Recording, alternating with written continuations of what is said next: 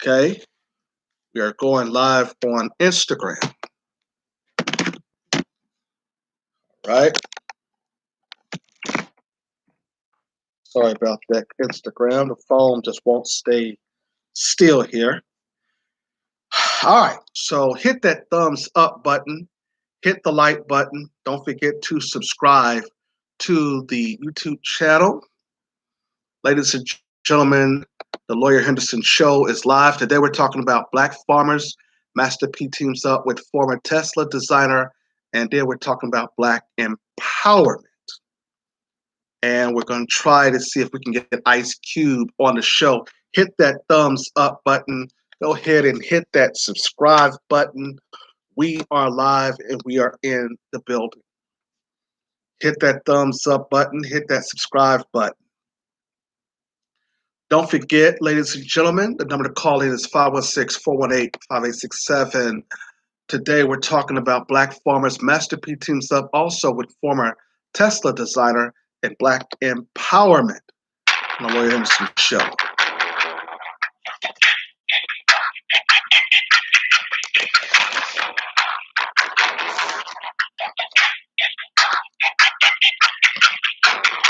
Foolish American politics.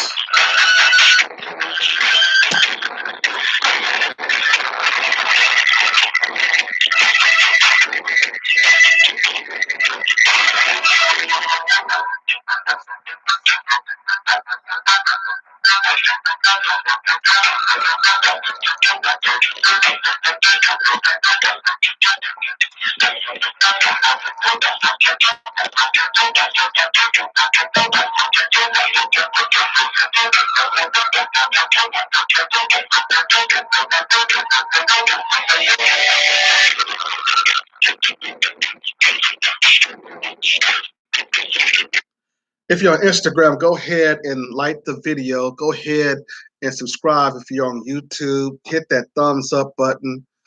Go ahead and leave your comments. Also, don't forget that we know that Ice Cube is supposed to be meeting with the Biden administration, that he's right now talking to Tone Talks. And I wanted to bring Ice Cube on as well to talk with him before he go into that meeting. And so we can chop up game here. Talk to him about before he go into the meeting with these clowns, these people in the Democratic Party, because they're going to try to basically, if we need the right people in there, because they will try to talk that civil rights crap. It basically, if you look at how they was talking to the civil rights leaders, they basically are going to try to talk with the grassroots the same way, and we're saying, oh no, you're not going to come in disrespecting us. Excuse me. So I wanted to see if we can get him on. So we reached out to his publicist. Hopefully we can have a decision here. Right now he's talking to Tone Talks for the second time. And I rock with Antonio Moore. I think he's a very brilliant attorney. Okay, me and him, we know the legal game a lot. Even though he's certified in the area, I just have the knowledge. But Tone Talks is talking to our brother Ice Cube now. So shout out to Tone Talks if there's going to be a transformative move on any debates dealing with Black people and the upliftment of our tangibles and reparations and everything that we have basically is demanding from the white power structure of this country. You see, these illegal immigrants, they're not citizens, but they get to come over here and get a lot of incentives here. So the Lawyer Henderson Show, we're going to basically make sure that you stay with us. We're going to basically make sure that you got all the information that you needed. And so we're going to continue to try to basically uplift the Black community by any means necessary. Okay? Now, our brother Phil Scott did an important video on the Black farmers. And they've been basically trying to get all kinds of resources from the U.S. government. Okay? So we're going to be talking a little bit about that today. We're going to be talking about Shirley Sherrod, who has led the coalition She's led the fight after the murder of her husband, who was killed by a white farmer. She has led the department, and we'll be discussing that as well. The department she led under, she was the worked in the government, the state of Georgia here, and basically was supporting the farmers, the black farmers who basically had to sue the government for ignoring them, for taking their land and all this stuff the government was doing in the state of Georgia, and the federal government was not giving them no assistance as far as the money to grow and to buy the resources they need to grow the peanuts and other types of things to plant. So we're going to be talking a little bit about that today. We're also going to be talking about Master P and how Master P is working with a designer from Tesla Corporation, and that they're trying to design the first black car and luxury car, if you will. And so Master P is working with a designer that used to work and design cars for Tesla. Okay, so we'll be talking about that as well.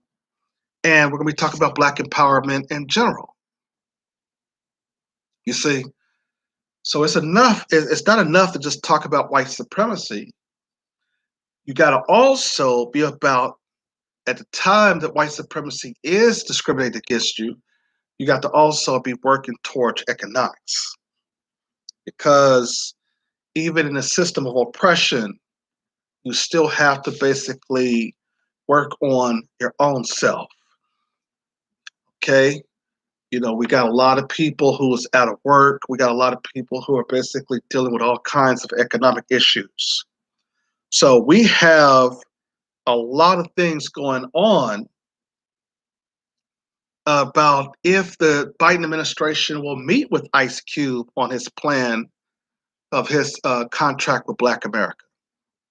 Do you think that Ice Cube basically will bring experts to the table if he's going to meet with them? See, they wanted him with all of these rappers and stuff. They wanted him with all of these the comedians on a Zoom conference. And these are people who, of course, as he pointed out, was not even a part of the plan, was not even part of writing it. And as you know, these black comedians, they basically, cannot keep a straight face on anything policy-wise. That's why you call them comedians. You got DL Foley out there talking noise about Ice Cube, and yet DL Hughley would not be able to tell the white administration about what they owe us as far as reparations and other things for our 460 years of enslavement and other types of things that happened to us, you see. So this meeting that Ice Cube revealed on the radio show with Ryan Cameron last week, it's very interesting that he basically got a call from the Biden administration. And so I'm always eerie when we basically know that the Democrats, and we know Joe Biden specifically for 48 years, has did nothing but basically wrote legislation and pieces of legislation that has kept or put black people in jail. Okay, so we already know this man's history. Okay, we can call him a white softcore white supremacist. And there's a lot of black people who supported this man to get him in office because they thought that Donald Trump was a hardcore white supremacist. Basically, we have to watch out what's going on here, though.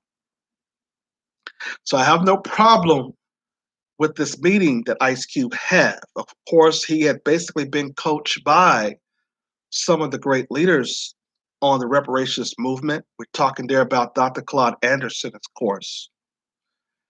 But there's other people who have also been talking about the reparations thing as well, where you have brother Randall. I hope I said his name right. No, I'm sorry, Randall Robertson. Sorry, Randall Robertson, who wrote a book of the case that America owed us as far as the debt that they owe us from slavery. You see, so you had a lot of people out there talking about what America has owed owe us, and yet you still have them trying to ignore our demands. Joe Biden, of course, for the past 100 years, when he first in office, he started to immediately write things for immigrants. He continued with this Dreamer Act for these immigrants, these illegals, and he's trying to undermine Black people. But see, we have to basically stay on this fool's neck. We can't allow this man to try to move the bandwagon somewhere else. We got to stay on this fool's back because the Democrats have a history, of course. They have a history of basically using the deny and neglect policy against us. Benign neglect, sorry, benign neglect. A policy that was basically orchestrated during the Richard Nixon administration, okay, and has been used ever since. But if we can look at it, we can also go back and say that this policy has been in effect since the 1960s. And so therefore, this policy basically is an attack on Black people. This meeting with um, that they met with Senator Schumer, and you had John Ossoff, and you had also um, Reverend Warnock. You understand? And they were talking about the Georgia farmers. They were talking about the fact that they were going to claim that they're going to do something for Black farmers in Georgia. And you had some white supremacist on there. He was talking about, oh, why just the Black farmers? Fool, the reason why just the Black farmers is because the white farmers have been taking land from them. They have been stealing all kinds of land. Why do white people always got a problem when we ask and demand something specifically for us? When they did their little press conference with Senator Schumer and, like I said, with Warnock and Ossoff, the plan as far as Georgia, which basically the farmland here, have been stripped from us, and the white farmers have been using undocumented workers to take those jobs. That's the reason why the Democrats wanted all of these illegal immigrants to basically come over here and stay. And basically, because I think he has some type of trick up his sleeve. Now, we're going to get to that part in a minute, okay? Because what we're trying to do here is we're trying to analyze the truth about why the Black farmers need their land, why they need the resources in order to grow food. We cannot rely upon white people as Black folks is planting the soil. You got Bill Gates buying a lot of land here and of course in Africa. And Bill Gates, he's with this genocide and population control. Imagine what Bill Gates is going to do with that land, and and what he's going to plant in that soil. So the Black farmers, of course, are basically fighting, of course, with Shirley Sherrod, who was a part of the Obama administration, who Obama fired, by the way. And we'll get to that in a minute. We're going to basically sit down and basically construct what our brother Ice Cube need to present to them if he meet with the Democrats. See, we're going to basically lay down the plan that Jim Crow Joe Biden must basically consider. And Kamala Harris, his vice president, who's an Indian woman and not black, we're going to make sure that she understands that we're not going in there talking about no minorities and no people of color. We're not going in there talking and debating about any other types of folks who are not basically, who are not native blacks. It is the native blacks who needs to be sitting at that table. You see, if Ice Cube go in there, he has to go in there with the people who knows what's going on. He goes in there with the people who are basically understanding the truth and speak truth to power. You see that that sham that they did on Capitol Hill by allowing Representative Sheila Jackson Lee, who is an immigrant from Jamaica, to try to then speak for us who are native blacks. No, no, no, no, no. As Dr. Claude Anderson had pointed out, we are native blacks. We're the ones who should be at the table. And we're not coming in talking about no minorities, no people of color, disadvantaged neighborhoods, and all of that other crap. We don't want to build a coalition with any other race. We want something specifically for us. And so the Democrats and Republicans, they have both been ignoring our plight. Joe Biden, for the first 100 days in his term, has basically been undermining us, talking about he's going to give 11 million immigrants, illegal immigrants, amnesty. Basically, what he's saying to you is we are not fit to work and try to do anything for these niggers. We basically are going to give these illegals all the necessary benefits they need, okay, so that you white farmers can continue to employ them for half on a dollar.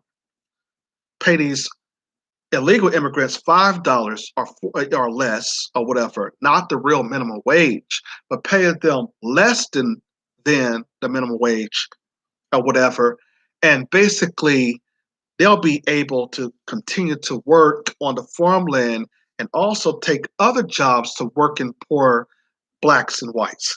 What we're saying here is that we have to watch the Democrats here. The meeting with Ice Cube, of course, is basically talking about our tangibles because, we have to sit down and even when we had experts basically trying to tell these folks what it is we demand, they were not listening to the experts. They were not listening to anybody, and basically who had the data. Of course, we had the grassroots who basically now is saying you got to meet with people that have the data. And so Ice Cube cannot go into the into the meeting alone. Ice Cube cannot go into the meeting alone. And the reason why Ice Cube can't go in there alone, because they're going to try to basically, try to flip the script on him and others like they did when Jim Crow Joe Biden met with the civil rights leaders. You understand? So we're basically making sure that we can get Ice Cube to come on my show to talk about this.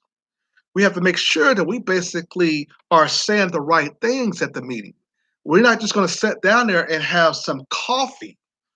We're going to basically sit down there and go over the issues. We're going to sit down there and debate and tell them this is the facts. You see, white people are always talking about facts, but they don't like listening to the facts that's coming from black folks. We have to force them to listen. You see our elders, our civil rights leaders, they're getting up in age. You see all our elders basically who's meeting with Jim Crow Joe Biden, they're all old, okay? So it's up to the younger generation and it's up to the generation that coming after us to basically put our feet on these white supremacists' neck and to make sure that we are basically getting our just due. You see, when we elected and got Jim Crow Joe Biden in office, he promised black folks that he was going to do a good, do right by us, and telling us that he is going to give us reparations, and then he started mentioning the Native Americans too. No, no, no, no, no, no, no, no. The Native Americans already own half of Oklahoma. And what we're saying now is that it is time that Black people get their just due. We have fought in every war this country has had. We can lay down the facts along with Ice Cube going into the meeting with the Democrats by simply laying down the evidence of what happened to us during slavery. We can lay down the evidence of what happened to us during Reconstruction. We can lay down the evidence of what happened to us during the Jim Crow era, the black codes used in almost every state against us. And even when we were so-called free, that we had to go back and work for a white man and white woman. White women were way more slave owners per se in certain types of states than white men were. We have to make sure that we basically are calling out the facts of this particular case, our case and our demand. And I don't want nobody who are calling me up on my show from an immigrant background telling me where Black people are not old. I don't want you calling me up here talking about slavery was illegal. Just because slavery was legal does not mean it was right. You understand? So the fight that they were, but the press conference that they had, basically that I saw, that basically they applaud us in the state of Georgia. We in the state of Georgia set the foundation for the Democrats to be in office. So the state of Georgia, when they when they basically turned the state of Georgia blue, and we turned the House of Representatives and we turned the Senate for the Democrats, now that you have a Democratic elected president, he basically cannot say that he cannot do the same thing. See, we allow Obama. We celebrated Obama too quickly. We celebrated Obama at the time that he basically has shown an ill will for Black folks. And now he's trying to write books, trying to basically rewrite what his legacy is. No, we as Black people are writing Obama's legacy. He did nothing for us. You understand? And so therefore we cannot allow Jim Crow Joe Biden to basically represent himself as a third term of Obama. We basically have to make sure that we are open and going inside the door to make sure that everything that we are owed in slavery, everything that we are owed during Jim Crow, the Civil Rights Movement, basically Black folks, of course, like I said earlier, fighting in every war this nation has had. The South and the Confederate would have won hadn't Black men helped President Abraham Lincoln to defeat them. We basically make sure we have the evidence here. And you got a white supremacist who are upset because Black farmers are asking the government for billions of dollars that they are owed. Then countries, I'm sorry, not the country, the land that they've stolen. Okay? And we're talking about not only land that white people got free, we're talking about land where white people have went all across the world, specifically in Africa, still in land. And so what we're saying here is that we are entitled to our reparations. We are entitled for the Black farmers to get the billions and billions of dollars that is overdue to them. You see, we're not going to be going inside and talking like we're chewing on chalk like Jesse Jackson do. We're not going in there, mispronouncing words like Al Sharpton. We're going in there with a straight face. And we're going to let Jim Crow Joe Biden know that if we're coming in there, we're not coming in there playing no games with these white supremacists. They owe us for 400 plus years of slavery, 466 years. We've been fighting to get our tangibles. We've been fighting to get our reparations. So the meeting that is supposed to go on with the Democrats, it got to be a meeting. Whereas if they're going to allow Ice Cube in there, they have we have to make sure that Ice Cube come in there with the people who have the data.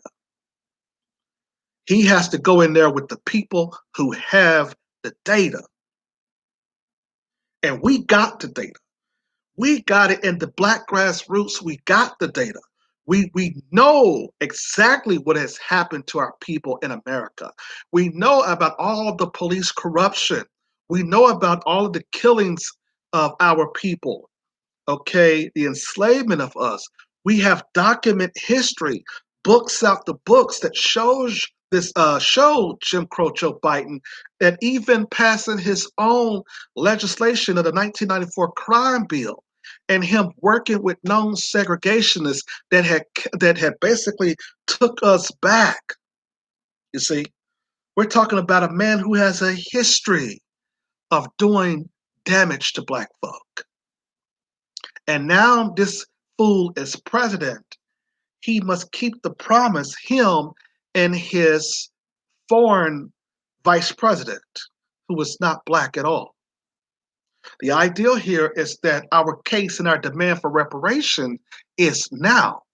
Our case to sit down at the table to tell the Democrats that we need capital and business capital, and money to basically to start businesses in our communities. We don't need you to tell us about no COVID-19 vaccine. Okay, all of a sudden, y'all worried about our health, but y'all don't want to give us our reparations. That's suspect. You can tell Dr. Fauci and Bill Fakes that they can leave the COVID-19 vaccine and throw it in the trash for all we care about. What we want is you to cut the check now. This is a time basically for you all to basically close the wealth gap. This is basically the time for you all to basically sit at the table and say, okay, black folks, we're going to now do you right here. You see, it's no longer, it used to be a time when they basically will sit down with the civil rights generation. And the civil rights generation will say, well, this is all white daddy and white mommy is going to give us. No. You're not going to talk to us like you're talking to the civil rights generation. If the Biden administration basically want real dialogue, we'll sit there, but we won't come in there being disrespected, you see. So when we come down there and sit down with the meeting to talk about our reparations, we're coming down there with facts. We're coming down there to show data. We're coming down there to show that there's no way that black people can continue to live off of $1.3 trillion annually. No way that we can continue to do that. We are losing our wealth. And as Black Enterprise has pointed out, by the year 2043, if we don't get our act together, we don't act now, black people will be back in slavery. They will be impoverished. And we got a lot of people who are out here advocating to go back on the plantation. We got a lot of black folks who are talking about, we need to leave white daddy and white mommy alone because they basically want to sell us out. They want white mommy and white daddy to make all the decisions for them. They don't know how to lead themselves. So they want white daddy and white mommy to do all the heavy lifting so they can go out there and party and basically fool around. You see, and so in this particular meeting, we're not talking about, are we going to go in the meeting talking about people of color and wrong? Are we going to go in there and talking about distressed neighborhoods and wrong? Are we going to go in there and talking about disadvantaged neighborhoods and wrong? Are we going to talk about a black and brown coalition and wrong? Are we going to go in there and talk about multiculturalism and wrong? Are we going to go in there and talking about everybody should get along and racial harmony and wrong? Are we going to go in there and talking about minorities and wrong? Are we going into the meeting talking about diversity and wrong? What are we going into the meeting to talk about? We're going into the meeting to talk about specifically what Black people are facing. We're going into the meeting to talk to them about the facts that we basically have been hidden out for 426 years. So we're going into the meeting with our brother Ice Cube and hopefully Dr. Claude Anderson, among others. We're going into the meeting. The grassroots are going in there to speak on the issues. The grassroots, who basically the white media has been avoiding to talk to, basically we're going in there with the ideal of we need our tangibles. We need our reparations. Okay, now let's specifically deal with the issues as far as Black farmers. Okay, because our brother Philip Scott did a great video on this from the Africa Diaspora News Channel. He pointed out that Shirley Sherrod, president for the development at New Communities Inc., Black people is owed more than 14 million acres of land. Black farmers in the South played an important role in the civil rights movement. Of course, as we all know that. Okay? They faced discrimination from banking systems and had a hard time accessing loans and credits. And they had they had to basically rely upon each other with other resources that they have in order to pull those resources together because the government kept ignoring them. It goes on to say that the Office of Economic Opportunity promised now communities money and gave them a planning grant, but protesters from white neighborhoods was concerned at that time about them getting access to those grants. So you had some white folks in there upset because the Black farmers basically was petitioning for them to get money and grants so that they can basically get their land, to farm on the land so they can grow the peanuts and stuff like that and other things. And here come these white supremacists talking about, no, you niggers, y'all don't deserve anything. And when the governor at the time, Lester Maddox, they were asking the governor to appeal to the federal government to veto any federal money that might have benefit the project that these Black farmers were trying to advocate for. You see, they have always basically kept their foot on our necks. They have always kept their foot on our necks. You understand? Basically, they have also brought Black immigrants over here. Now, keep in mind, yes, we understand that some of the Black immigrants, face discrimination too because they're Black. But we have to also often watch them because they come over here sometimes to try to undermine Native Blacks and our plight. And basically, you can't stay in the way with what we're basically fighting the white supremacy. See, we have often looked at the buffer class, the Asians, what Amos Wilson called the mercantile minorities. We have basically seen how they have robbed the Black community of everything as well. If we are a poor people like everybody think we are, then why do we have Koreans in the midst of our neighborhoods? Why do we have Asians and Arabs in the Black community, setting up stores? You see, this is because Black people are so disorganized. But so we can basically still go to the government and ask for our tangibles, but we also have to blame ourselves. See, the money is in the wrong hands of Black people who basically is not educating and not informing and giving information to the Black masses that needs to understand that we basically are spending with other people when we go out there and build in other neighborhoods, building up their ecological system. The Black community and Black kids suffer. But let's go ahead and stick going back into the argument here.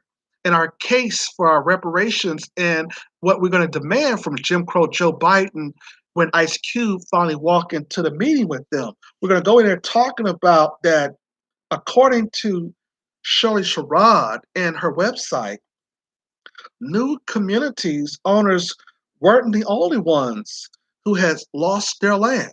In 1920, there were 925,000 black-owned farms in the U.S. But by 1975, come on, only 45,000 remained. Today, just 1% of rural land is owned by Black Americans. See what I'm saying? In other words, they made it a policy, along with other white supremacists in the states, to make sure that you reduce the ownership of land and farmlands for Black people. How the number of 925,000 of farmers went down to 45,000. And those 45,000 farmers, a lot of them in Georgia, basically was still fighting for the rights to have government grants and money and other resources so that they could basically provide the planting of the peanuts and other types of things that they were growing. Black land lost, of course, in a recent phenomenon. Much of it happened within the span of memory of people alive today. Sherrod identified the USDA as the main culprit. You see, this USDA, which she basically was a part of Georgia here, where Obama fired her, and then, well, his vice, what is it? What is it called? The Office of Economic Development. One of his leading officials fired our sister Shirley Sherrod just by off a video shown by this white supremacist in his conservative talk show. Showed a video misrepresenting what our sister said at the NAACP. And then when they finally looked at the video, they're going to try to give her her job back and will give her a higher position than what she had, because they knew that they were only reacting to what the white supremacists have always done. And that is always believing that Black people should not be getting anything from the government. And yet they're down there getting everything, not only from the state houses, but they're getting all kinds of tangibles from the U.S. government. The article goes on to say that in 1997, Black farmers filed a class action lawsuit against the USDA, and they should have. In Pigford versus Glickman, alleging the agency's allocated of farm loans, and between 1981 and 1996, it was unfair. In other words, you're basically ignoring the Black farmers, but you're basically giving the white farmers all the resources that they need. You see, more on top of more discrimination of holding us back. You see, we have a timeline that we're going into the meeting with of evidence after evidence after evidence, how the presidents and politicians, Richard Nixon, benign neglect policy, civil rights, and all other types of things, we have a history. These immigrants that you basically, Joe Biden, give an amnesty to, don't have a track record, don't have a history, they don't have no evidence as to why they should be citizens of our country that we built. They don't have no real evidence, Joe Biden. But we basically paid the price We died in the Revolutionary War. We died in the Civil War. The first black man to die for this nation the first person to die for this country was a black man. We paid the price, Jim Crow, Joe Biden. You owe us. But it goes on to say regarding the USDA that they admitted that they discriminated against black farmers and settled, agreeing to pay out of $1.2 billion in the first phase and over $1 billion in the second phase. I was so busy helping farmers at that time, the information that they needed for the claim to go to the lawyer. The lawyer, Sherrod, said, I almost forgot about our loss. You see, when Obama had fired Shirley Sherrod,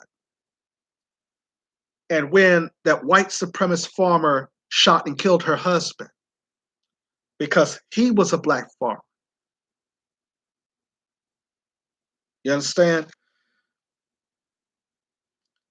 That meant then that she was going to continue to advocate for what her husband stood for. That's the type of black woman who basically is what we always needed and supported in the black community. You see? And so the idea is Obama basically decided to allow this sister to be fired based upon telling the truth and exposing what the USDA and all these other organizations was doing and the ignoring of our right and our farmers to get what they need, the loans and grants that they deserve. While the white farmers was getting billions and billions of dollars, and then they would come back and lobby for more money. You see, white people do that all the time. And they basically will tell us, oh, you niggers, y'all need to stop asking and begging for handouts. Okay, well, y'all need to stop going to the state capitol too. Y'all need to stop going to the U.S., the Congress, and talking about what y'all need money, so y'all can get signatures on y'all loan from these banks. Y'all need to stop asking the government for handouts and government grants too. What do you think entitlements are? Entitlements that white people get from the government, that's a handout. So miss me with that crap. It goes on to say, though, that she was so busy helping farmers to gather the information that they needed for their claims. You see, notice that. Here is the person who worked with the state under the leadership that was able to help get the grants and find the grants for the black farmers because they were being denied access. And basically, here come Obama and his white supremacist secretary of the secretary of what do you call those people, economic development, agriculture, or whatever. Turn around and said, no, they don't need the money. The white farmers need the money. You see, this is what we're talking about. This is what we're going in the meeting talking about. It goes on to say, though, to wrap up of this article here, that the hearings and appeals and reviews went on for a full decade. Finally, in 2009, New Communities was awarded $12 million. Okay, now just think about all of the fight that Sister Sherrod had to do in order to get to 12 million. Now keep in mind that the white farmers are getting billions of dollars. You understand? So yes, we're going into the meeting, we're going to ask for a lot of stuff. We're going into the meeting and we're going to demand what we are entitled to. You see, we're not going to go into the meeting and basically sugarcoat anything. We're not going into the meeting pussyfoot. We're not going into the meeting dilly-dallying. You see, when you set up a meeting with the grassroots, in which Ice Cube basically have came to for the reference and also to be counseled by us, we're going into the meeting with strategic evidence and planning and dialogue with these white supremacists, because the white supremacists, one thing about them, they use words so skillfully. You see, their ancestors, as I often told you, was direct in their racism. Their ancestors did not have really all of the resources in order to do what their children are doing to us now. You see, the white ancestors and their children is more strategic, because now all they have to say is, well, we're not going to just shoot you niggers. We basically have this COVID-19 vaccine we want you to take. You see, in other words, they're more strategic in their plots and plans.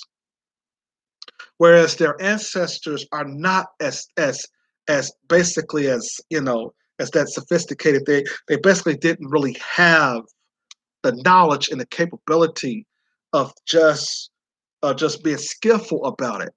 So that's the reason why you had the blatant racism. You understand? So ScrewTube is messing with us here, and we're bringing that smoke, as we always do on the Lawyer Henderson show. We don't be, biting our tongue for anybody. So I'm gonna try to get Ice Cube to come on the show to listen to the Lawyer Henderson podcast and to talk about this issue, because I want him to understand, hopefully, that he basically is not going in there alone, as I said. And so when I go off air, I'm going to listen again to that interview that he did with Tone Talks, so that can basically help to define what the meeting is going to be about. See, we cannot do the same thing that we allow Obama to get away with. You see, we allowed Obama for 8 years to basically sit in office, and he did nothing for us. He basically helped everybody else. And I had a lot of you criticizing me when I was calling Obama out. And one of the guests said, well, he basically gave us health care. He gave us universal health care. No, he didn't. Universal health care is when you basically, the government pays your premiums, not you. Cuba and Canada has one of the best healthcare programs in the world. American healthcare system is always going to be broken. American healthcare is never going to be fixed. And speaking of Obamacare, when we talked there about, did he do something for black people, and those black people who are still Obamanites, who basically said, yes, he did. He gave black folks who were not on healthcare. Ladies and gentlemen, we are always easily to deceive. That man only helped 3 million black folks with his healthcare plan. He admitted that on the Breakfast Club. You mean to tell me we got 41 million black people in the United States, and you only helped 3 million, and you really didn't help them? You basically just helped them with health care. You see what I'm saying? The Democrats do things strategically. Republicans are just basically, they're just blunt with their stuff. They just tell you straight up, we're not helping you niggas. That's what the Republicans say. The Democrats will say, oh, we understand your problems, black folks, and we're going to try to see what we're going to do, but just elect us, though. All you have to do is just elect us, and we're going to see what we can do. You see, that's just the difference. One is a hardcore white supremacist. The other is a softcore white supremacists. Just like Malcolm X taught us. You, in the North, they're, in the South, they're outright political wolves. In the North, they're political foxes. A fox and a wolf are both canine. Both belong to the dog family. You see, there's no real, they have no real honest determination or decision to help us in our crisis. And while black people are out here walking like everything is fine, bull crap. And the reason why I know everything's not fine is because me and people like Antonio Moore and others, we've been doing the data. We got the data of how much black people make annually, and who are the richest black people in the country. Y'all, we got the data, so you can't pretend like everything is okay. You see, you might be good with making $40,000 a year, and that's fine. But basically, like I said, as the prices go up on homes, as the prices go up in general, you're not going to be able to basically stay and pay your mortgage making $40,000. At some point, you're going to have to basically demand a higher salary. I mean, this country is still right now at what, 725 with federal minimum wage. You got Jim Crow Joe Biden talking about we should pass the minimum wage to $15. They had that conversation before. We can't get this joker to pass a $15 minimum wage in this country. It is way overdue. And I told you all that white supremacy, as our brother Nelly Fuller pointed out, white supremacy believes in controlling both sides of an argument. And so therefore, we have basically have allowed Obama 8 years. We have allowed this man 8 years. All he had to do was be black. All he had to do was go out there and try to put one of his dance moves in which, hell, he can't dance. We had to basically just get something that identify him as being black. And him and Kamala Harris, as I told y'all, they're not what Tariq Nasheed described as foundational black Americans. Let's look at it. We're going to have to basically look at who in the black community that they got this money. People like Jay-Z, who went and told the NFL that he no longer is going to ride along with what our brother Kaepernick was saying as far as kneeling down and protesting the NFL. Jay-Z basically is off code because he's a half billionaire. And his wife is almost getting there.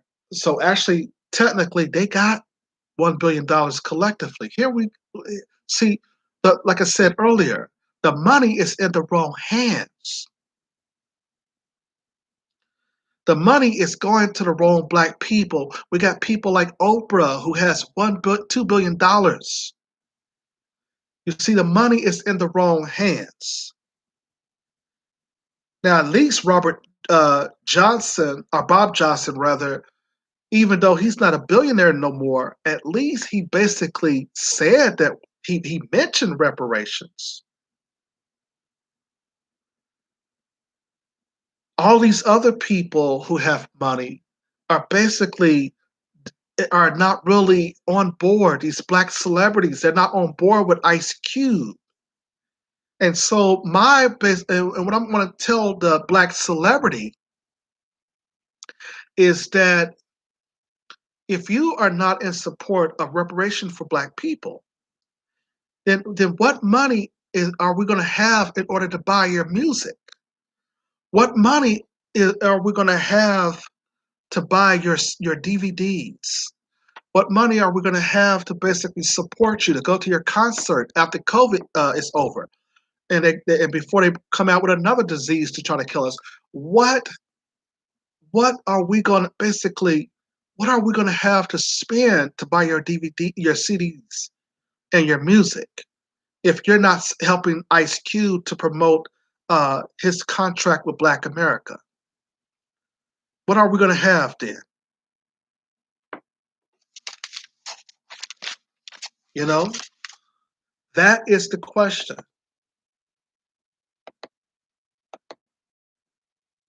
You see, we have basically sat around and advocated for jobs for too long.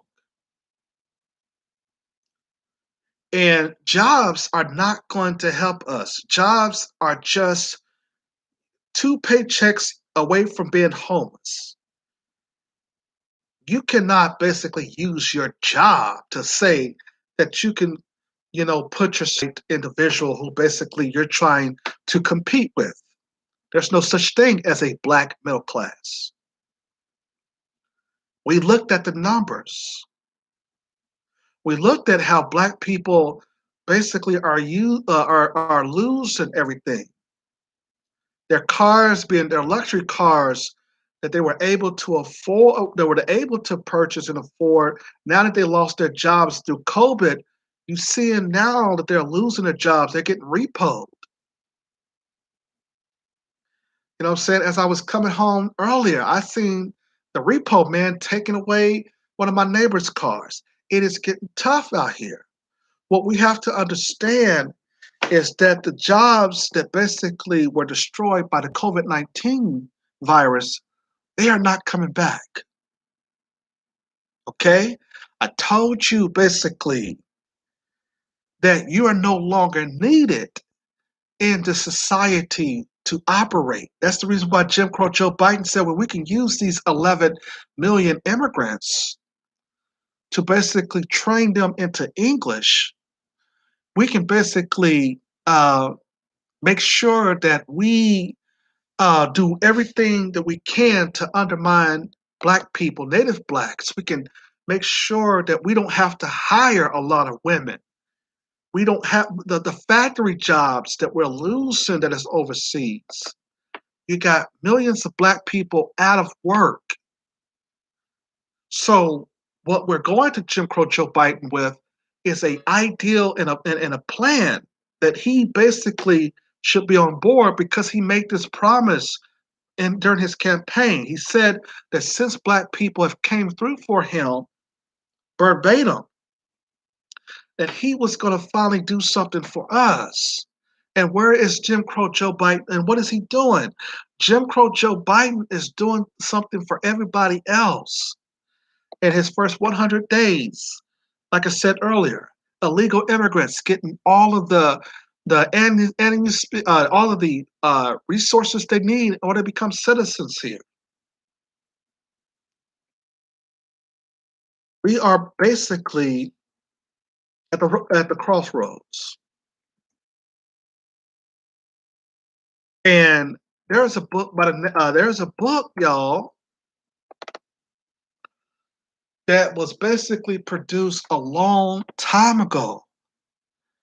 And the book was basically describing factories and industries were leaving the United States, and that they need now to basically find ways to ship jobs overseas. And one of the ways that the government has found that is to say that there is a virus that is so deadly out here.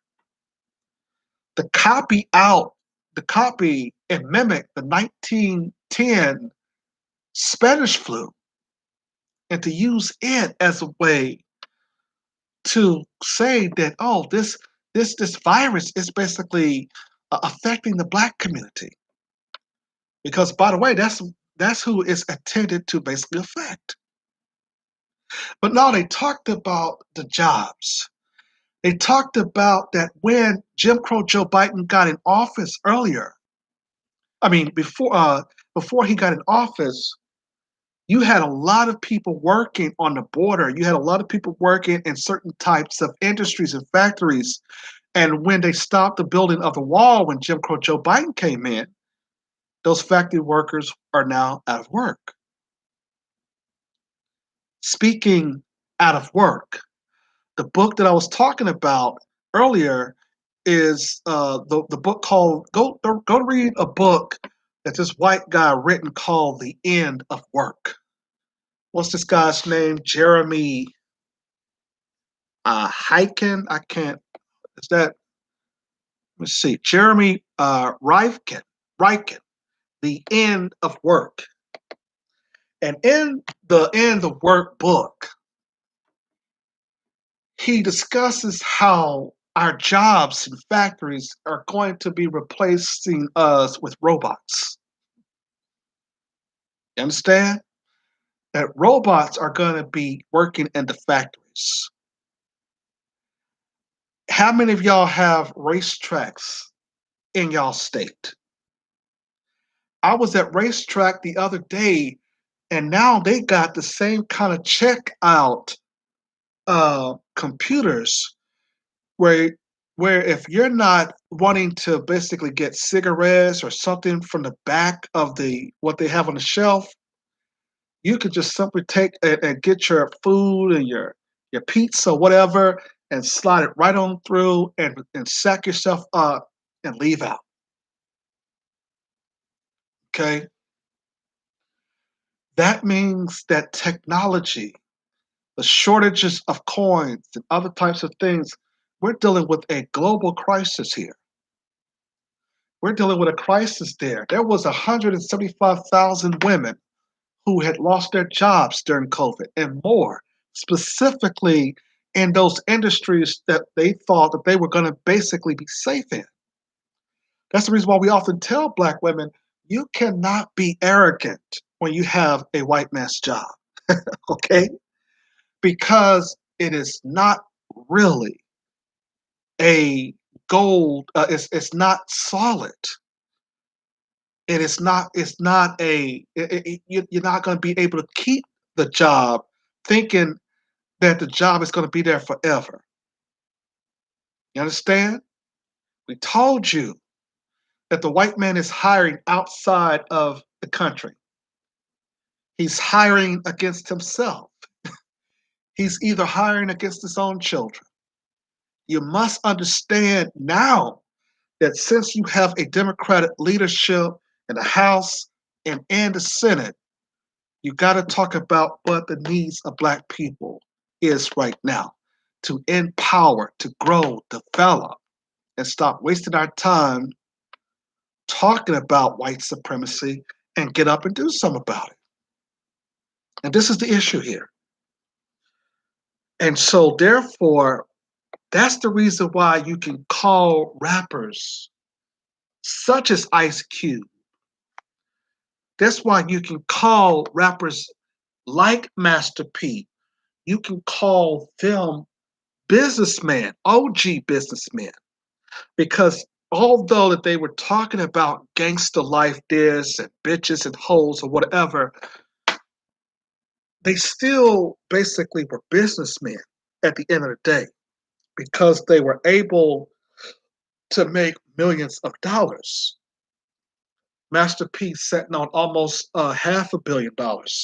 Ice Cube with 136 million.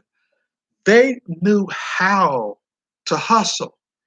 Easy E with Ruthless Records, NWA selling CDs out of their trunk of the cars, Death Row Records, others. These people in the 90s, these rappers in the 90s, Black people in the 90s, they're still living off their royalties from the hip hop era of the 90s. You understand? The rappers of the day, they don't have a business mentality. You see, I don't care about little baby or the baby or all these other babies that you can name. I don't mind them coming out, but at the same time, they don't have a business model. They don't have a business mindset, and that's what the young black kids need. They need rappers that had that business mindset. When we listen to Master P's Ice Cream Man, we seen that Master P was also what, doing low budget movies also. That he was basically will go and get these and basically have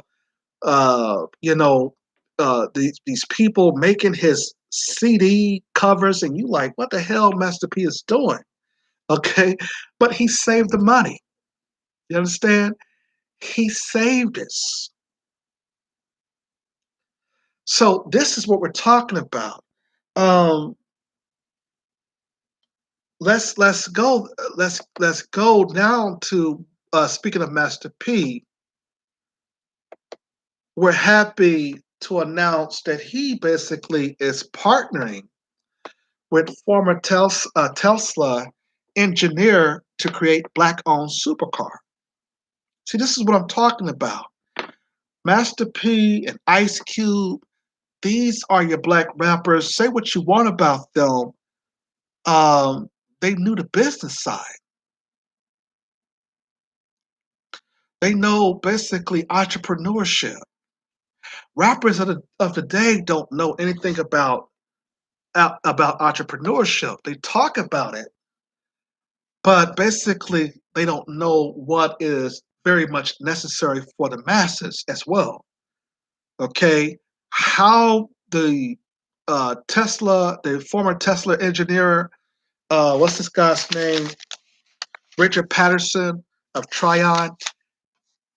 Him basically working with Master P is going to revolutionize the car industry for black people in this country. That's the reason why Dr. John Henry Clark, our dear ancestor, rest his soul, he said that if he can get one black leader like Farrakhan and say, I would not set into drive another Lincoln or a sports car until my people make a sports car. What he's saying is that he would have revolutionized the industry and create what Master P is doing. Tyler Perry, of course, I have my criticism though, but at the end of the day, here is a black man who built a studio, and is hiring black people. And we have also, of course, Ice Cube defending us and going into a possible meeting with the Democrats. Of course, I know that the farmers basically have won their lawsuit. I mentioned that earlier, but we're saying that was long overdue. That is my point. For those of you in the chat room, I know that they won their $1 billion case against the government, but look how long it took for them to win the suit. Look how long it is taken. They just, like I said, they just announced that there were going to be some other incentives and other money given to them at this press conference that Schumer and Ossoff and Warnock had. They mentioned the black farmers then. You see, so showing Sherrod hard work paid off. That's the reason why we try to tell black women in a relationship, don't stop black men for advocating for a lot of things. If you're distracting them, then basically you're gonna probably hinder them for not basically doing something that will revolutionize the situation. See, Master P's wife tried to stifle him,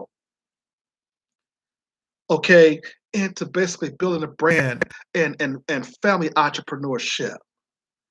You understand? And so therefore he had to move away from that, okay, but had no hard feelings with his ex-wife. Okay. On the flip side, Ice Cube wife been with him for 20 years and basically saw how he has grown to now basically advocate for his people. So we do have people in our community that evolves. They basically make sure that their mind is transformed over time, you see. And so that's very important. But Master P, of course, is working with this engineer of Tesla. Remember, we talked about how the music industry, how Jay Prince and Yo Gotti, is it Yo Gotti, one of them Gottis, and I think it was David Dash. I think those three was trying to set up a music distribution deal, and you seen how the feds came in to try to stop it. How they were trying to kill Jay Prince because he had the mindset to bring these guys together, trying to stop an industry. The FBI and the federal government, they are used of basically trying to keep us down and say that no, we'll basically help you Negroes in civil rights and file lawsuits, but basically when y'all Negroes are trying to do something on your own, nah, you see, they want us to stay dependent on them.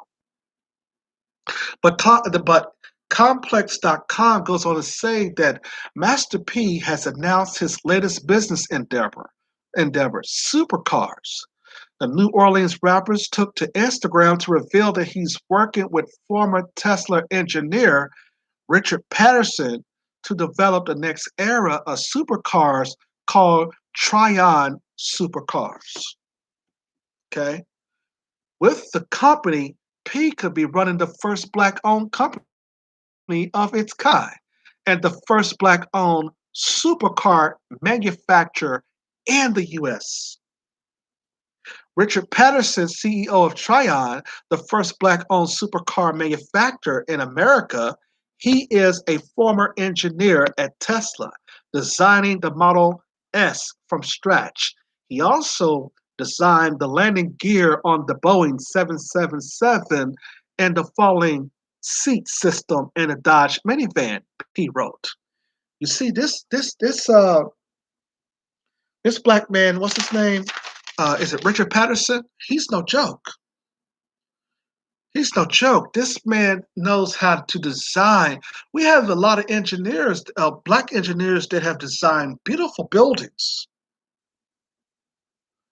We have a lot of black people who have designed a lot of things that were very beautiful. That's the reason why the white supremacists do not want to give us money for our reparations, because they know that black people can build some great industries.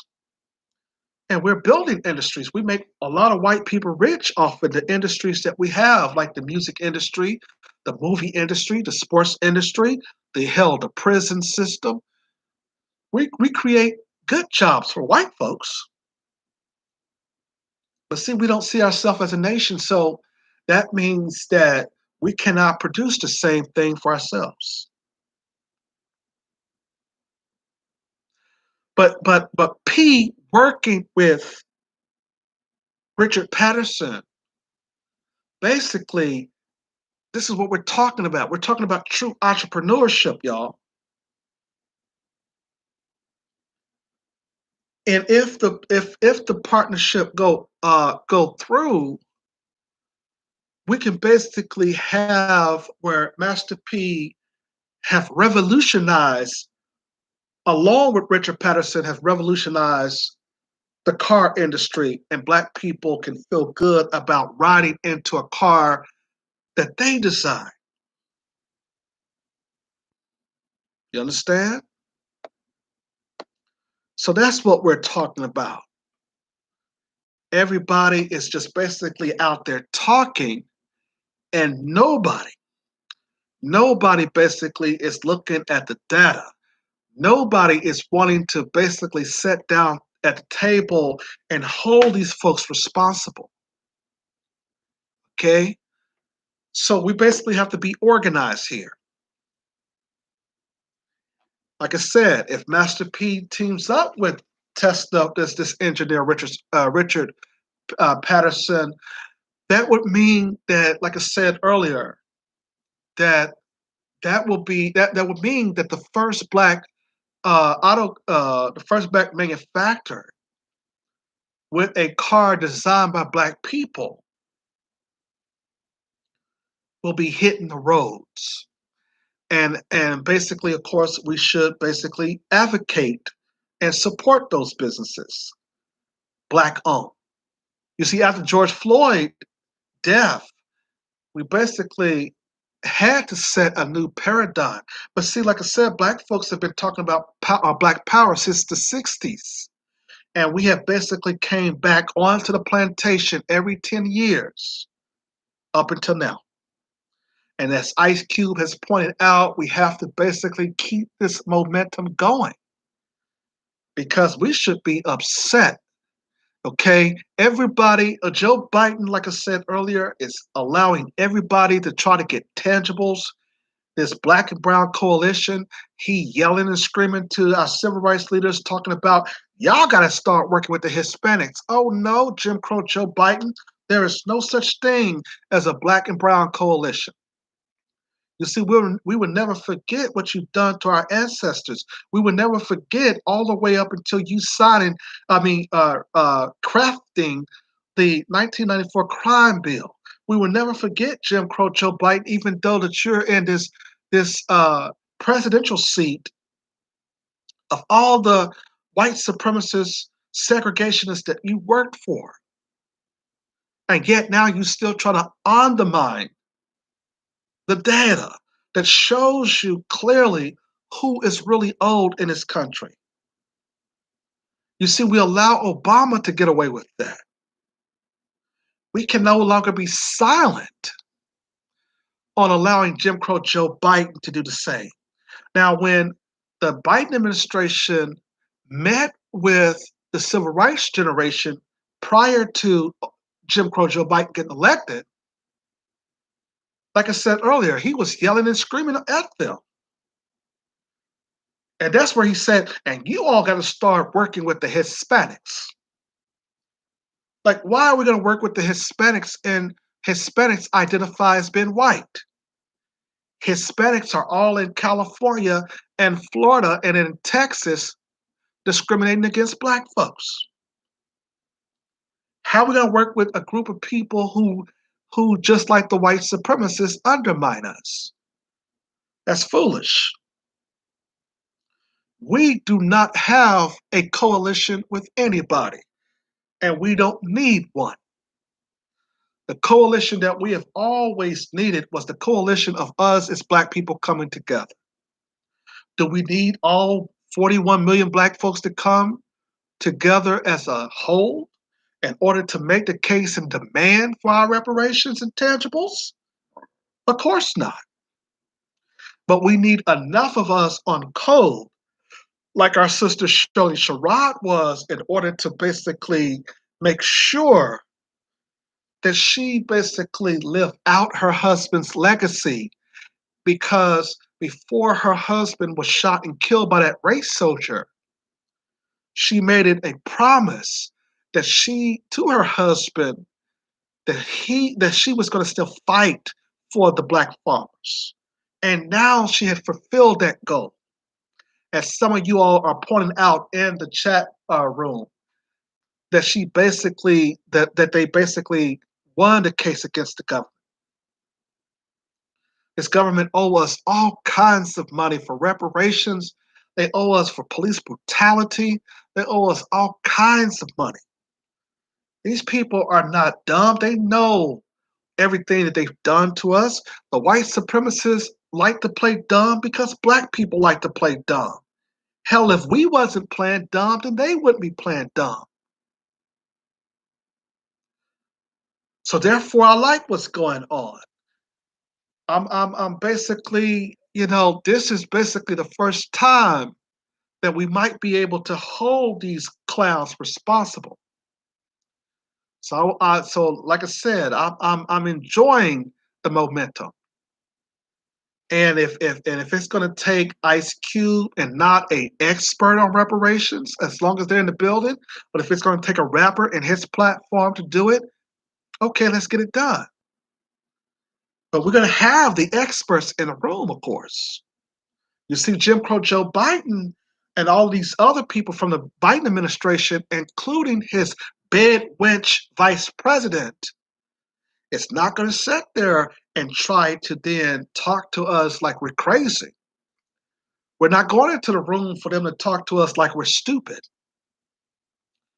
As Al Sharpton told Tevin Smalley, don't be talking to us like we're stupid. Why is Al Sharpton not out there telling the white supremacists that? No, because Al Sharpton now is bought and paid for. Van Jones all over there on CNN crying and stuff, talking about this is a good day for this is a good day just because Donald Trump is out of office or gotten out of office. You got Van Jones every time you turn around, he crying everywhere.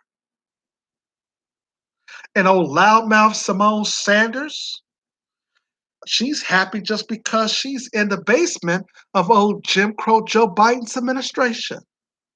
You see, this is the problem. What we have it, we got black people who basically want crumbs for themselves and their families, while the rest of us are out in the cold and we're saying no more of this bullshit. Excuse my language.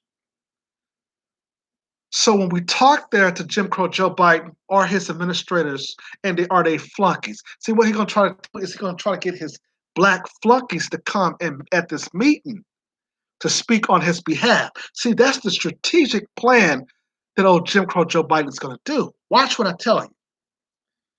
Since he picked a black person for this administration or a black person for that, they're gonna be at his meeting. They're gonna be the one taking the notes. He's not gonna be there. I already know. And see, that's how the white supremacists do it. They want us to stay dependent upon them. But we're saying, hell no. But go read the article on the black farmers. I'm thinking what they've done now is good. I think we should be growing our own food. And I like what's going on. We don't need Bill Fakes out there planning our food because Bill Gates, he is a part of the genocide and all of this other stuff that him and Dr. Fauci and Dr. Robert Redford got going on. We don't need, Bill Gates had bought up all this farm. That's skeptical. Like I said, he's all in Africa. We are skeptical when the white supremacists go there. And that's the reason why we're telling the black people in Africa, you got to listen to us. Because the white supremacists, white daddy, white mommy come over there, and y'all are all humping. Oh, yeah, white daddy, white mommy, y'all coming over here to show us all this attention. Oh, we love you, white mommy and white daddy. But no, we come over there and tell y'all about what's going on. No, no, no, no, nigga. Get on out of here, nigga. No, listen to what we got to say. You understand? So if you have not subscribed to our YouTube channel, go ahead and hit that like button. Go ahead and hit that subscribe button. You have been listening to the Lawyer Henderson podcast show. I'm glad basically that I have new subscribers. Go ahead and stick with me so that basically that you'll be listening to what the next move is on our on our debate for not only our reparations for our tangibles. You understand?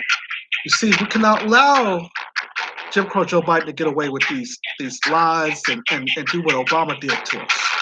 No more of this crap. You're listening to the Lawyer Henderson podcast show.